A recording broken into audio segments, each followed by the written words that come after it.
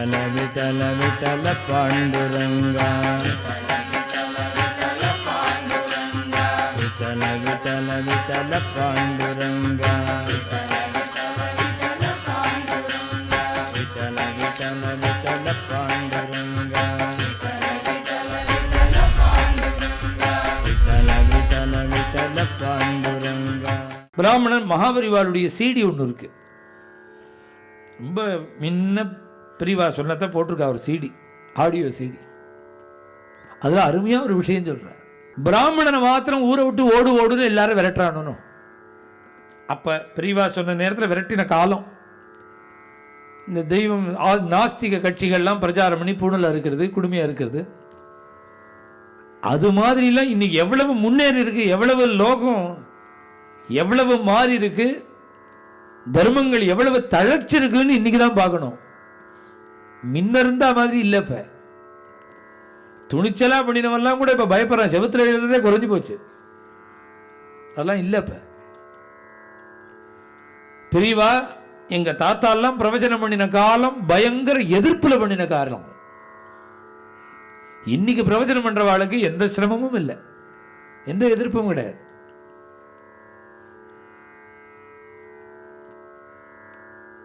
நாஸ்திகன் உள்பட இன்னைக்கு ஓரளவு மாறிண்டே இருக்காவா. மகாபரிவா அந்த சிடியில் சொல்றான், பூணலாறு ஊரை விட்டு ஓடு, இங்க இருக்காதேன்னு பிராமணனை சொல்றானே, ஏன் சொல்றான்னு யோசனை பண்ண வேண்டாமாங்கிறார் பெரியவா சொல்றது. ஒரு கிராமத்தில் ஒரு பார்பர் இருக்கான், ஒரு சலவ தொழிலாளி இருக்கான், அப்புறம் கிராமத்துக்குன்னு சில தலையாரின்னு உண்டு. இது மாதிரி சில காரியங்களை பார்க்கறதுக்கு இருக்கா. நீ ஊர்ல இருக்காதேன்னு பார்பரை யாராவது விரட்டுறானோ, நீ ஊர்ல இருக்கக்கூடாதுன்னு யாராவது இந்த துணி துவைக்கிறவனை விரட்டுறானோ, ஒரு காலம் அவன் இருக்க மாட்டேன்னு ஓடி போனா கூட கிராமத்தில் 4 பேர் போய் பஞ்சாயத்து பண்ணி அவனை திருப்பி அழிச்சுன்னு வந்து உட்காந்து வச்சுடுறா. கிராமத்தில் நான் வேண்டான்னு போனா கூட அவனை அழிச்சுன்னு வந்துடுறான். ஒரு பார்பரோ ஒரு சலவ தொழிலாளியோ ஊரை விட்டு போறேன்னா விடமாட்டேங்கிறா, வாடா வாடாங்கிறா. பிராமணனை மட்டும் ஏன் போடாங்கிறான். அந்த சலவ தொழிலாளியாலேயோ அந்த பார்பராலேயோ அந்த கிராமத்துக்கு ஒரு காரியம் இருக்கு, அதனால அவனை இருங்கிறான். அது மாதிரி பிராமணனால ஒரு காரியம் கிராமத்துக்கு ஆயின்னு இருந்ததுன்னா இவனையும் விடமாட்டாங்கிறார். இவனையும் விடமாட்டா, நீ இரும்பா. பிராமணனால என்ன காரியம்னா, காலத்தில் உபநயனம் பண்ணிக்கணும், காலத்தில் சந்தியாவந்தனம் பண்ணணும், காலத்தில் ஜபம் பண்ணணும், காலத்தில் அனுஷ்டானம் பண்ணணும், உபாசனம் பண்ணணும், அக்னிஹோத்திரம் பண்ணணும், வேதபாராயணம் பண்ணணும், நித்தியம் பஞ்சாட்சர ஜபம் பண்ணணும், சிவாராதனம் பண்ணணும், சாலக்கிராம ஆராதனம் பண்ணணும். வேதோக்தமான தர்மங்கள் எல்லாம் இவன் விடாம பண்ணிண்டே இருந்தா நாமெல்லாம் க்ஷேமமா இருக்கிறதுக்கு தான் இவன் பண்றோன்னு எல்லாரும் பிடிச்சி உட்காந்து வச்சுப்பா. அவனை வேதமோதிய அந்தனர் கோர்மழைன்னு எல்லாரும் சொல்லுவா. இவன் அவனால எந்த காரியமும் இல்லைங்கிற மாதிரி பண்ணிவிட்டான். அதனாலதான் உன்னால உபயோகம் இல்லைங்கிறதுனாலதான் உன்னை வெளியில போங்கிறா. நீ உன்னால உபயோகம் உண்டுங்கிறது நீ காமியங்கிறார் பெரியவா அந்த சீடியில சொல்ற. அதனால ஒரு பிராமணனுக்கு தான் பகவான் கிடைப்பான்னு சொன்னாதான் சண்டை போடணும். பகவான் யாருக்கு கிடைப்பான்? காக்காய கங்காயச்ச யோதிதேஷ்டம் தாசாய கீசாயச்ச ராட்சசாயான்னா போஜன். பகவான் யாருக்கெல்லாம் அனுகிரகம் பண்ணியிருக்கான்னு லிஸ்ட் கொடுத்தோம். காக்காயா ஒரு காக்கைக்கு, காக்காசுரனுக்கு, கங்காயா கஜேந்திரனுக்கு, தாசாயா குகனுக்கு, கீசாயா சுக்ரீவனுக்கு, ராட்சசாயா விபீஷண சுவாமிக்கு. யாருக்கெல்லாம் பகவான் கிருப பண்ணினா? தாசா காக்காய கங்காயச்ச யோதிதேஷ்டம் தாசாய கீசாயச்ச ராட்சசாய. ஜாதி விதுரக்கு கடவி விதுரனுக்கு அனுகிரகம் பண்ணினானே பகவான். வீட்டில் போய் கஞ்சி சாப்பிட்டான். விதுரன் வீட்டில் போய் அவன் பூஜைக்கு வச்சிருக்கிற கஞ்சியை வாங்கி சாப்பிட்டானாம் பகவான். பழத்தை வாங்கி வாங்கி சாப்பிட்டான். கியா மருதுமி உக்ரசேனகி, நல்ல சரீர பலம் வேணும், அப்பதான் கிருஷ்ண கிருபை கிடைக்கும்னா சரீர பலமா வேணும். துஷ்டன் நிறைய பேர் இருக்கான். அந்த துரியோதனம் கம்சம் மாதிரி எல்லாம் துஷ்டனே கிடையாது. துரியோதன சத்த தேவலாம் கம்சனை பார்க்கும்பொழுது. துரியோதனன் அவன் அப்பாவை பார்த்து கேட்குறான், எனக்கு பட்டாபிஷேகம் பண்ணிவிடு, எனக்கு பட்டாபிஷேகம் பண்ணிவிடுன்னு கேட்டான். கம்சன் அப்படி இல்லை, அப்பாவை தூக்கி ஜெயிலில் போட்டான், அவனே கிரீடத்தை வச்சுட்டான். கம்சவதம் ஆச்சு. கம்சனை சம்மாரம் பண்ணிவிட்டு பகவான் என்ன பண்ணார் தெரியுமோ? க்ஷத்ரிய தர்மம் என்னன்னா, இவ யாதவான்னு நம்ம கிருஷ்ணனை சொல்றோமே, இதுல க்ஷத்ரியன் வேறு, கிருஷ்ணன் க்ஷத்ரியன். அங்க எது மகாராஜாவுக்கு அவ அப்பா சொல்லிவிட்டா ராஜ்யம் கிடையாதுன்னு. யயாதி உனக்கு ராஜ்யம் கிடையாதுன்னு சொன்னதுனால எது காட்டுக்கு வந்து கோசம்ரட்சணம் பண்ணினான். அதனால பகவான் அந்த குடும்பத்துக்கு வந்து பிறந்துட்டான், கோபாலனா பிறந்துட்டான். மாடு மேய்ச்சதுக்காக க்ஷத்ரியன் இல்லாமல் அல்ல, கிருஷ்ணன் க்ஷத்ரியன் தான். க்ஷத்ரிய தர்மம் என்னன்னா, எந்த ராஜாவை யார் ஜெயிக்கிறாளோ அவ தான் ராஜா. அப்புறம் கம்சனை சம்மாரம் பண்ணியாச்சுன்னு இப்ப யார் ராஜா? கிருஷ்ணன் தான் ராஜா. கிருஷ்ணன் எடுத்து கிரீடத்தை வச்சுன்னு தலையில வச்சுக்கலையா? ஏன்னா என்னைக்கோ முன்னோர்கள் சொல்லியிருக்காரோன்னு யயாதி உன் குடும்பத்துக்கு ராஜ்யம் கிடையாதுன்னு அதை சத்தியமா பண்றதுக்காக கட்டுப்பட்டானா கிருஷ்ணன். கிரீடத்தை வச்சுக்கல. உக்ரசேனாதி ராஜ்யதானா உச்சித காரணா விஜயகோபால சுவாமி சொல்ற. அவனை உட்காந்து வச்சு ஜெயிலேருந்து அந்த தாத்தாவை கொண்டு வர்றார். எப்படின்னா கையில செங்கோலை கொடுத்தா கையை ஆடுறது, செங்கோலை பிடிக்க முடியல அவனுக்கு, வயசானவர். சுவாமிங்க 5 நிமிஷம் ட்ரை பண்றாராம் கிரீடத்தை தலையில வைக்கணும்னு இப்படியே ஆடிண்டே இருக்கு. பொதுவாக ஒருத்தரை பிடிச்சி சொல்லிட்டு தான் தலையில கிரீடத்தை வச்சார். உக்ரசேனாதி ராஜ்யதானா. அவனுக்கு என்ன சரீர பலம் இருந்ததா? வயசான கிழவன். அவனுக்கு பகவான் அனுகிரகம் பண்ணலையா? கியாமருத்துமே உக்ரசேனகி சூரத் கியா குப்ஜாகி குப்ஜாங்கனாபீஷ்டகாமன்னா ஒரு கிழவியா சந்தனம் அரைக்கிறா. சந்தனம் அரைச்சான்னா 3 வளமா உடம்புல அவளுக்கு. அவளால அவ கட்டவரலை மாத்திரம் தான் பார்க்க முடியுமா, கால் கட்டவரல. அது தாண்டி அவளால அவளோட உடம்பையே மேல பார்க்க முடியாது, அவ்வளவு வளசல். அவளுக்கு ஒரு யோகம், அவளுக்கு ஒரு கை மனம். அவ சந்தனம் அரைச்சு கரைச்சான்னா அது அபரிவிதமா அபாரமா இருக்கும், கம்முன்னு இருக்கும். அதனால இவ்வளவு பரம விகாரமா இருந்தா கூட கம்சன் அவளை தான் தினம் சந்தனம் அரைக்கணும் பண்ணான். தினம் அவளை சந்தனம் அரைச்சுன்னு வர சொல்லி கம்சன் பூசிப்பான். இன்னைக்கு பலராம சுவாமியோட கூட அந்த பசங்களோட கூட டவுன் சுத்தி பார்க்கிறான் கிருஷ்ணன். வந்தாச்சு, மத்தியானமே வந்தாச்சு. மாத்தியானிக ஸ்நானம் முடிச்சுட்டார். யமுனையில் அக்குரூருக்கு வைகுண்ட தரிசனங்கள்லாம் பண்ணி வச்சுட்டு மத்தியானம் 2 மணிக்கெல்லாம் மதுரைக்கு வந்துட்டார். இன்னும் டைம் நிறையா இருக்குது, ஃப்ரீயாக இருக்குது. பசங்கள்லாம் கிருஷ்ணா டவுன் பார்க்கணும்னா வாங்கடான்னுட்டார். பசங்களெல்லாம் அப்படியே அழிச்சுட்டே வர்றார். அப்படி அழிச்சுட்டே வரும்போது நிறைய பேர் எதிர்த்தா மாதிரி பார்க்குறாரு. யார்? ரஜகசிரோ மதுரானாரி மோகனா மஞ்சு பாஷனா. அப்படி வரானாம் பலராம சுவாமியோட. சொக்கி கீழே விழறாலாம் மயங்கி மதுரா நகர பெண்கள்லாம் கிருஷ்ணனுடைய அழகில். இப்படி வந்துட்டே இருக்கும்போது நிறைய வேஷ்டியை துவச்சு அயன் பண்ணி பட்டு பீதாம்பரத்தெல்லாம் ஒருத்த மூட்டை கட்டி கொண்டு போகிறான். இங்கே வாடான்னார். எங்கே போகிறேன்னா, கம்ச மகாராஜா அவனோட வஸ்திரம் அது, கம்சனோடது. அங்கே தான் போகிறேன்னு. இங்கே வா, எனக்கு வேணும், எங்கள் அண்ணாக்கு வேணும், எனக்கு வேணும்னார். கோமணம் கூட ஒழுங்காக கட்டிக்க தெரியாது, உனக்கு பட்டு வேட்டி கேட்குறதான்னு ஆகும். உனக்கு என்ன துண்டு கூட ஒழுங்காக கட்டிக்க தெரியாது, உனக்கு என்னடா பட்டு வேஷ்டின்னா. பார்த்தார் சுவாமி, கிட்டக்க வாடான்னார். வந்தான். இந்த வெத்தலையை கிள்றா பத்தையெல்லாம் கொடியிலேருந்து பிரிச்சு கிட்டக்க வர சொல்லி கட்டவரலால் இப்படின்னார். தலை எட்டி போயிடுது. ரஜகசிரோகரணா ரம்யவதனா. தலை தெரியா போயிடுது. கையை தொடச்சுட்டு தான் ஒரு பட்டு பீதாம்பரம். என்னன்னா எங்க மாமாவோடது என்னோடதுங்கிறாரு. எங்க மாமா சொத்து கேரளாவில் அப்படி தானே.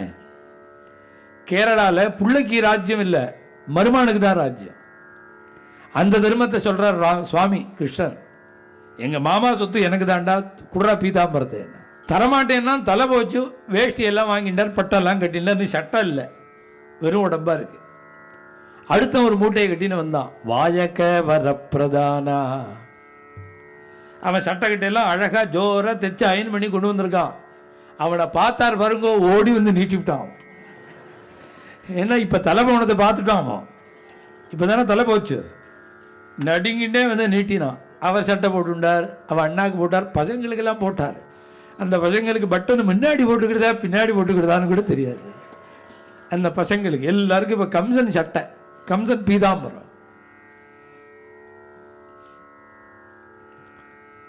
அங்கேருந்து மாலை கட்டி ஒருத்தன் கொண்டு போகிறான். எழுப்ப ஒத்தனை பார்த்த உடனே பாகிவேலாம் சரண்டர். இந்த மாலை கொண்டு வருவன் என்ன பண்ணான், நேராக அவன் போவே, அவன் பாதையிலேயே போகல, இவனை வாக்கு கிடுகிடுகிடுன்னு கொண்டு வந்து விட்டான். இந்தான்னு அவனாவே. இவர் கேட்கவே இல்லை. மாலாக்கார தத்தவரா வந்த உடனே என்ன பண்ணார், அவனுக்கு அனுகிரகத்தை பண்ணார். அவன் கொண்டு வந்த மல்லிகை மாலை எடுத்து கழுத்தில் போட்டு விட்டான். மல்லிகாரா. இவன் எல்லாரும் பார்த்து பார்த்துட்டு ஓடி வந்தாளா. இந்த கிழவி மாத்தம் பார்க்க முடியாம தரையை பார்த்துட்டே போயின்னு இருக்கான். அவளுக்கு தான் நிமிர்ந்து பார்க்க முடியாது. அவளை கிட்டக்க கூப்பிட்டார். அவ கேள்விப்பட்டிருக்கா கிருஷ்ணனை பத்தி. இந்த சந்தனத்தை என்கிட்ட கொடுன்னா, என் ஜென்மால நான் பண்ணின பாக்கியம்னா. அவன் இத்தனை நாளாக அந்த பாவிக்கு தான் சந்தனம் அரைச்சுட்டு இருந்தேன், முடியல, கேட்க மாட்டேங்கிறான். நீதான் அரைக்கணும் நீதான் அரைக்கணுங்கிறான். நான் பண்ணின பாக்கியம் தான் உங்களுக்கு கொடுக்க முடிஞ்சதுன்னா, சுவாமி இந்த சந்தனத்தை உடம்பு முழுக்க பூசிண்டு அண்ணாவுக்கும் பூசி விட்டு இந்த பசங்களுக்கெல்லாம் சபிருத்தியாக தட்டி விட்டார். முதுகு மார்பு முதுகு கை முழுக்க சந்தனத்தை பூச்சி. இந்த பையெல்லாம் எப்போ சந்தனத்தை பார்க்க போகிறான், எப்போ பட்டை பார்க்க போகிறான், எப்போ பீதாம்பரம் சட்டையெல்லாம் ஏது கனவுல கூட கிடையாது அவனுக்கு. பகவானை ஆசிரியத்ததுனால எல்லாம் தன்னை மாதிரி அலங்காரம் பண்ணி விட்டுவிட்டார் எல்லா பயலுக்கும்.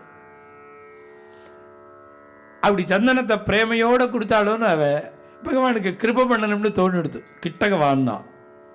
கிட்டக வந்து அவன் கிருஷ்ணனை பார்க்கவே இல்லை, பார்க்க முடியாது அவளுக்கு. அவளோட கால் இருக்கு பார்த்தீங்களா, அதில் தன்னோட கால் கட்டை விரலை வச்சு அழுத்தினான். இந்த மோவா கட்டை இருக்கு பாருங்க, இதை அப்படி கையால் பிடிச்சி லொடுக்குன்னு தூக்கி விட்டான். படக்குன்னு தூக்கின உடனே 3 வளைச்சல் இருந்தது நேராயிடுது உடம்பு. 3 வளைச்சல். அந்த 3 கூணல் நேராச்சு. நேரானது ஆச்சரியம் இல்லை. 90 வயசு கிழவி கிருஷ்ணன் சரணமும் பட்டு கையும் பட்டு இப்படி தூக்கின உடனே 16 வயசு யுவதி ஆயிட்டாவ. சூரத் கியா குப்ஜாக்கி. அந்த கூனிக்கு பகவான் அனுகிரகம் பண்ணினானே. இது ராமாயண கூனி இல்லவ, கிருஷ்ணாவதார கூனி. இது அவளுக்கு ரூபத்தை பார்த்தா குப்ஜாயா கிமு ரூபம் இல்ல, பணக்கார ஆளுக்கு தான் பகவான் அனுகிரகம் பண்ணுவான் அப்படின்னு சொன்னேன்னா, கிம் தத் சுதாம்னோ தனம். அந்த சுதாமாவுக்கு பணமா இருந்தது. குச்சேலர் என்ன பணங்காச்சா வச்சிருந்தார். குச்சிதம் சேலம். அவருக்கு ஏன் குச்சேலர்னு பேருன்னா, மாத்து வேஷ்டி கூட கிடையாதான் அவருக்கு. அது பஞ்சகச்சமா ஷட்கச்சமா ஒண்ணுமே தெரியல. கிழிய எடுத்து சொருகின்னு இருக்காரு இவர். கந்தல் வேஷ்டி. அந்த குச்சேலருக்கு குடும்பம் எப்படி இருக்கு. அவர் ஏழைன்னு பாகவதத்தில் வரவே இல்லை. குச்சேலரை ஏழைன்னு சொல்லவே இல்லை. அவாத்து மாமி ஏழ்மையில கஷ்டப்பட்டாங்கிறார். குச்சேலரை சொல்லவே இல்லை. குச்சேலரை ஏழை தரித்திரன்னு சொல்லாம வேற மாதிரி சொல்றார். என்ன சொல்றாருன்னா, சுகபிரம்மன் நான் வைராக்கிய சம்பன்னனா அவர் வைராக்கிய சம்பன்னரான்னு தெரியலேங்கிறார். பிராமணா பிரம்மவித்தமா விரக்த இந்திரியார்த்தேஷு பிரசாந்தாத்மா ஜிதேந்திரியா. இத்தனை பெருமை குச்சேலருக்கு. இத்தனை இருந்து எப்படி இருக்கார், பரம கிருஷ்ண பக்தர். அந்த குச்சேலர் கொடுத்த அவல சாப்பிட்டானே பகவான். ஏழை பணக்காரன் பார்த்தா சாப்பிட்டான் பகவான். இதுல இருந்து என்ன தெரியறதுன்னா, ஒன்னே ஒன்று தெரியறது. ககத்த கபீரா சுலபாய் சாதோ ராம மிலதஹே பக்தி. கபீர்தாசரை கூப்பிடுறார். இப்போ வழக்கு பொதுவாகவே அண்ணா தம்பிங்கிறாளுன்னு ஒருத்தர் பார்த்தாலே என் தம்பிகளேங்கிறார். அண்ணன் அவர்களுக்குன்னு இவனு மைக்கில் பேசுறான். இதெல்லாம் யார் சொல்லி கொடுத்தாருன்னா கபீர் சொன்னார். அவர் ஆத்ம பந்துங்கிறதுனால சொல்றார். எல்லாரையும் பார்த்து பந்து பந்துன்னு நினைச்சு தம்பி அண்ணா தம்பி இப்படிதான் கூப்பிடுவார். கஹத கபீரா சுனபாய் சாதோ, உனக்கு ராமர் வேணும்னா ஒரே காரியம் தான் இருக்கு, ராம மிலத்தஹே பக்தி. ஏன்னு கேட்டா அவர் எப்பேற்பட்டவர் தெரியுமோ? அவர் பகவான் பாவ பக்தி கா புகா சோய். பசி எடுத்து அலையறானா. பசி இருக்கிறவன் எங்க சாதம் கிடைக்கும் எங்க சாதம் கிடைக்கும் தானே தேடுவான். அது மாதிரி சர்வேஸ்வரனான ராமச்சந்திர பிரபுக்கு ஒரு பசி. என்ன பசின்னா இது மாதிரி பாவ பக்தி உள்ள பக்தாள் எங்க இருக்கான்னு தேடுறான். பாவ பக்தி கா புகா சோய். அப்பேற்பட்டவன அவன் ஜோக ஜுகத்த நகி பாவை. நீ கண்ண முடிக்கிற தியானம் பண்ற அதை பண்ற இதை பண்றேன்னா வரமாட்டான். அவன் பசி எடுத்து அலையிறது பக்திக்கு. கபீர் சொல்றார், நான் ராமன் பகவான ரொம்ப சுலபமா அடைஞ்சுடலாம் பக்தியில. ஜந்தர் மந்தர் லட்டுப்பட்டு சே நகி ராம பஜன சே முக்தி. நான் ஒரு யந்திரம் போட்டிருக்கேன், அவரை தாந்திரிக முறையில பூஜை பண்றேன், யந்திரம் வச்சு பூஜை பண்றேன். ஜந்தர் மந்தர், நான் அந்த மந்திரம் அந்த அத்தனை அக்ஷரம் உள்ள மந்திரம், இந்த மந்திரம் ஜெபம் பண்றேன், அப்படி பண்றேன் இப்படி பண்றேன். நான் அங்க போய் ஜெபம் பண்றேன், இங்க போய் பண்றேன். இந்த இடத்துல என்னென்ன ஜெபம் பண்ணணும் இருக்கு, இன்னென்ன மாதிரி பண்ணணும் இருக்கு, இந்த கழுத்து மட்டும் ஜலத்துல பண்ணணும் இருக்கு, இல்ல சில இடம் கதையில சொல்ல முடியாத இடங்கள்லாம் சிலது இருக்கு, அங்க போய் பண்ணணும்னு இருக்கு. இது மாதிரி நான் அந்த உபாசனம் பண்றேன், இந்த உபாசனம் பண்றேன், இதெல்லாம் பண்ணினா ராமர் வருவானா? இதெல்லாம் பிரயோஜனப்படாது. ராம பஜனசே முக்தி. உனக்கு பகவான் வேணும் ராம வேணும்னா பஜனை பண்ணு, பகவான் நாமம் சொல்லு, பகவான் கிடைச்சிருவான். அதை பண்றேன் இதை பண்றேன்னு நீ சாதனையை பிடிச்சுட்டேன்னா பகவான் பல்ல பிடிச்சு பார்ப்பான். சாதனை பண்ணினாலே தீர்மானமா பரீட்சை உண்டு. அதனாலதான் பகவான் நாமம் சொல்லும் போது கூட நாமம் சொன்னா பகவான் கிடைப்பான். பகவான் சாத்தியம், நாமம் சாதனம். அப்படி ஒரு எண்ணத்துல கூட நாமம் சொல்லக்கூடாதுங்கிறார். சாதன புத்தியில கூட நாமம் சொல்லக்கூடாது. நாமம் சொன்னா கிடைச்சிருவான், நாமம் சொன்னா கிடைச்சிருவான்னு எப்படி தெரியுது? 96 கோடி ராமநாமன் ஜபம் பண்ணினார் சபரி, இந்த தியாக பிரம்மம். 100 கோடி ஆனாதான் ராமர் வருவர், பூர்த்தி ஆகணும். 96 கோடி தான் ஆச்சு. கதவை தட்டி விட்டாராம் சுவாமி. லட்சுமண சுவாமியோட கதவை தட்டுறார். பால கனகமய சேல சுஜன பரிபால, கனகமய சேல சுஜன பரிபால, ஸ்ரீ ரமாலோலா. தியாகராஜ சுவாமிகள் சொல்றார், லட்சுமண சுவாமியோட விஸ்வாமித்திரருடைய யஜ்ய சம்ரட்சணத்துக்கு எப்படி கிளம்பினாரா ராமர், அதுபோல தியாக பிரம்மத்தோட கதவை தட்டினாராம். பார்த்து கதவை ராமலட்சுமணால தான் தரிசனம் பண்றார். முதல் தரிசனம் தியாக பிரம்மத்துக்கு 12 வயசு ராமரை லட்சுமண சுவாமியோட. 100 கோடி 100 கோடி வேணும், இன்னும் 6 கோடி இருக்கு, 4 கோடி 4 கோடி இருக்கு, 4 கோடி இருக்கு. இந்த 4 கோடி முடிஞ்சா ராமர் வந்துருவார். 4 கோடி முடிஞ்சா ராமர் வந்துருவார். இவர் ஆசையா இருக்கார் 4 கோடியை முடிக்கிறதுக்கு. பார்த்தா ராமர் 4 கோடி போனா போட்டோம்னா அவருக்கு ஆசை வந்துவிட்டுதான் இவரை பார்க்கறதுக்கு. 4 விட்டுட்டார், முன்னாடியே வந்துவிட்டார் ராமர். 13 வருஷம் ராமநாமன் சொன்னா சபரி. மற்றங்கெல்லாம் என்னைக்கு வைகுண்டம் போனாலோ அன்னைக்கு ஆரம்பிச்சார். நான் இப்படியே இருக்க வேண்டியதானான்னு அழுதா சபரி. என்னையும் அழிச்சுன்னு வரக்கூடாதா, அழிச்சுன்னு போகக்கூடாதா வைகுண்டம்? அம்மா, நீ பண்ணின பாக்கியம் நாங்கள்லாம் பண்ணலடி. இப்படி நடுக்காட்டுல அனாதையா விட்டுட்டு போறேளே, நீ பண்ணின பாக்கியம் நாங்க பண்ணலேன்னு நீங்க சொல்றேளே. நீங்கள்லாம் ஜோடி ஜோடியா அத்தனை ரிஷிகளும் வைகுண்டம் போறா. விமானம் வந்துடுத்து, ஏறினுட்டா எல்லாரும். அப்ப ரிஷிகள்லாம் சொல்றா, உண்மையா சத்தியமா நீ பண்ணின பாக்கியம் நாங்க பண்ணல. ஏன்னா நாங்கள்லாம் எந்த பரமாத்மாவை தேடிண்டு போறோமோ அந்த பரமாத்மா உன்னை தேடிண்டு வரப்போறான்டிங்கிறார். உங்காத்துக்கு வரப்போறார். சௌமித்ரி சகிதா அதிதி லட்சுமண சுவாமியோட வரப்போறார். வரப்போறாருன்னா எப்போ வரப்போறாருங்கிற அன்றைக்கு ஃபோன் உண்டா, லெட்டர் போக்குவரத்து உண்டா, என்ன உண்டு? ரிஷிகள்லாம் சொல்றா, நீ சித்திரகூடத்துக்கு வந்த அன்னைக்கு தான் அந்த ரிஷிகள்லாம் கிளம்பினா எங்கிட்ட சொன்னாங்கிறார். சித்திரகூட்டே தொய் பிராப்தே.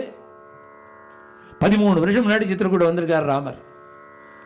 நீ சித்திரகூடம் வந்த போதுதான் மதங்காத ரிஷிகள் கிளம்பினா, நீ வருவேன்னு சொன்னாராமா. 13 வருஷமா நான் உனக்காக காத்துட்டு இருக்கேங்கிறா. சபரிக்கு எப்படி தெரியும்? ரிஷிகளுக்கு தான் எப்படி தெரியும்? இந்த 13 வருஷ காலமா ராமநாமன் சொல்லிண்டே இருக்கா சபரி. சுவாமி என்ன பண்ணினார்? குகன் கூப்பிட்டான். அவனும் வேடம் தான், இவளும் வேட ஸ்திரீ தான், ஒரே ஜாதி 2 பேருமே. எங்க வீட்டுக்கு வரணும்னா குகன் முடியாதுன்னுட்டார். தேனையும் மீனையும் கொடுத்தான், சாப்பிடல. இங்க சபரி வீட்டுக்கு என்ன அட்ரஸ் விசாரிச்சுன்னு வந்தாராம் அவர். ஒவ்வொரு இடமா சபரி ஆசிரமம் எங்க, சபரி ஆசிரமம் எங்கன்னு அட்ரஸ் விசாரிச்சுன்னு வந்தார். சபரியோ காத்துன்னு இருக்கா. சுவாமி இப்படி வந்த உடனே சபரி அவள் வச்சிருக்கிற பழத்தெல்லாம் எடுத்து கொடுக்குறா. சபரி ஏன்னா 13 வருஷமா ராமநாமன் சொன்னா. தியாக பிரம்மம் 96 கோடி ஜபம் பண்ணினார். இவாளுக்கெல்லாம் எப்படி ராமர் வந்தாரோ அது மாதிரி நாம ராமநாமன் சொல்லுவோம், ராமர் வந்துடுவர் அப்படின்னு சொல்ல ஆரம்பிச்சா இதுதான் சாதன புத்தின்னு பேர். இப்போ 2 கதையும் கேட்டுட்டோமோ. இப்போ ராமநாமன் பண்ணினா ராமர் வந்துடுவர், ராமநாமன் சொன்னா ராமர் வந்துடுவர். நாமும் 100 கோடி ஜபம் பண்ணினா ராமர் வந்துடுவர்னா 1000 கோடி ஜபம் பண்ணாலும் வரமாட்டார். ஏன்னா சாஸ்திரங்கள்லாம் பகவான அமூல்யங்கிறது. மூல்யம்னா விலை. சாஸ்திரங்கள் என்ன சொல்றது? பகவானுக்கு விலையே கிடையாதுங்கிறது. நீ யோகாபியாசம் பண்ணினா பகவான் கிடைச்சிருவான், யாகம் பண்ணினா கிடைச்சிருவான், தபஸ் பண்ணினா கிடைச்சிருவான், நாமம் சொன்னா கிடைச்சிருவான்னு நீ சொல்லிட்டேன்னா விலையில்லாத பகவானுக்கு நீ விலை வச்ச மாதிரி ஆயிடும். என்ன விலை? யோகாபியாசம் விலை, தபஸ் விலை, யஜ்ஞ யாகாதி கிரியைகள் விலை, நாமமே விலை. அப்ப அமூல்யங்கிற சப்தம் என்ன ஆகும்? விலை கிடையாது. விட்டல விட்டல விட்டல பாண்டுரங்கா, விட்டல விட்டல விட்டல பாண்டுரங்கா.